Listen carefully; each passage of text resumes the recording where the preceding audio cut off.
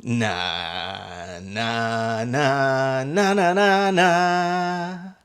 Na na na na. Hey Jude, you've lost me 300 quid on my sweepstake. Hello everybody, welcome to Richmond Rovers. My name is Wes and England defeat Norway 2-1 to advance to the semi-finals against Argentina on Wednesday night. Come on! That being said, they were very lucky to get there, and it was probably one of the worst performances of this World Cup by England, without a doubt. I think the game can be described as this. England played very conservative. Norway didn't take their chances, especially the 2-on-1 where Soloth and Haaland were going up against one of the England defenders. I think it was John Stones. Instead of passing it to Haaland, he would have scored that. You know, you could have bet your mortgage on that. Instead he goes for the shot and it's just a nothing burger. And you can tell that Haaland was very, very happy about that for sure. Oh dear. The defence is so vulnerable and so bad at the moment still, and yet all we need is one player, whether it's Harry Kane or Jude Bellingham. Last night it was Jude Bellingham. He is the magnificent. Jude the magnificent. So in the first half, Norway go 1-0 up with shoulder rips. Whether it was a fluke or not, it was a great, great goal to watch.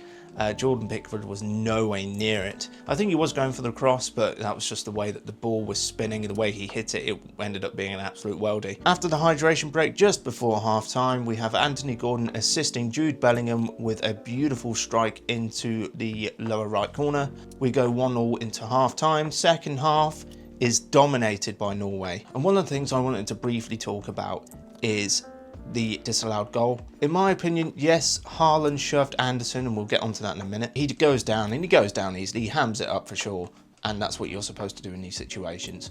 But it definitely wasn't a foul. Surely, I mean, half of Arsenal's goals last season were purely because of that, and yet they gave a foul. I mean, yet he hammed it up.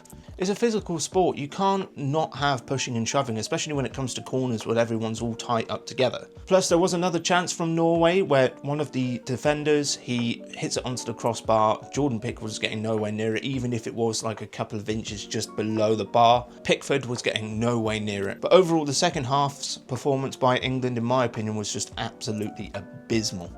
It was abysmal. Their defence is just so vulnerable and rocky, and that as soon as we play Argentina, we're going to have to figure out a new system, and that'll be something I talk about in a future video. We get to extra time, everyone's tired, Haaland is limping, and later on he comes off for Strand Larsen. But before then, Jude Bellingham with an absolutely beautiful individual effort. He is Jude the Magnificent alongside Harry Kane. Those two have propelled England forward into this World Cup semi-final stage, and we have them to thank for it. It's just a shame when we've had a beautiful performance by England, one of the best performances I've ever seen from an England team, if not the best performance, against Mexico at the Azteca, and yet we end up doing that. We were very lucky not to lose it. We were very lucky indeed. Man of the match, easily Jude Bellingham. He scores 2 goals. He is Jude the Magnificent for a reason. But if there was a second place for the man of the match, I would have to give it to Elliot Anderson, simply because he had Haaland in his pocket all throughout the game. I mean, you wouldn't know that the fact that they are going to be teammates at Man City, because they were pushing and shoving each other around. You could tell that Haaland was just absolutely mad at Elliot Anderson just because he had him in his pocket. You know, there was a lot of shoving, a lot of pushing, you know, there were a few words said between them probably.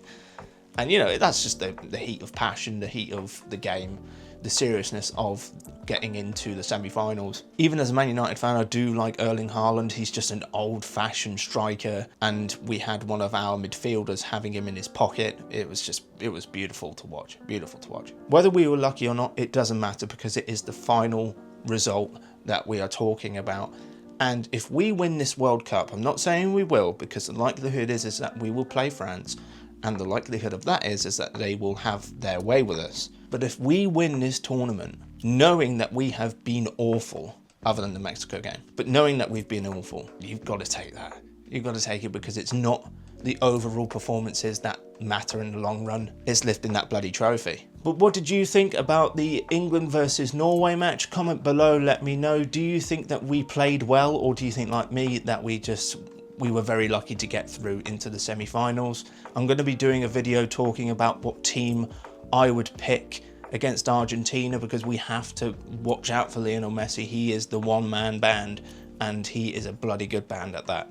But comment below, let me know. Follow me on Richmond Rovers on all my socials. Subscribe to Richmond Rovers on YouTube. Thank you so much. Let me know what you thought of the game down below. Do you think we have any chance against Argentina? Do you think we'll smash them? Or do you think that it will be a rematch between France and Argentina if they get past Spain, which, let's face it, they will. Thank you so much, and I'll see you in the next one.